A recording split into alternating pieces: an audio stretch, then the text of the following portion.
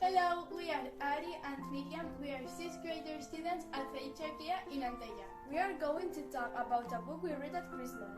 The book is called A Hug for You.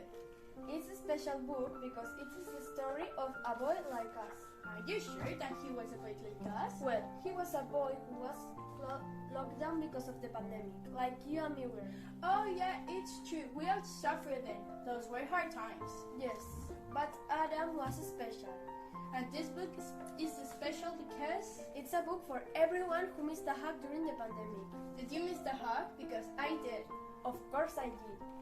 Adam missed a lot his teacher, so he decided to send her a hug, but COVID was here and giving hugs were forbidden, so he decided to send a virtual hug. His hug made his teacher really happy, so she decided to share it with some friends.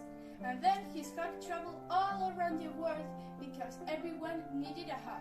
Really? I think everyone needs it. I still need it. I know, so here's a hug for you. A one for you. Please, share your hugs like Adam did because we all need a hug, and who knows how far your hug can go.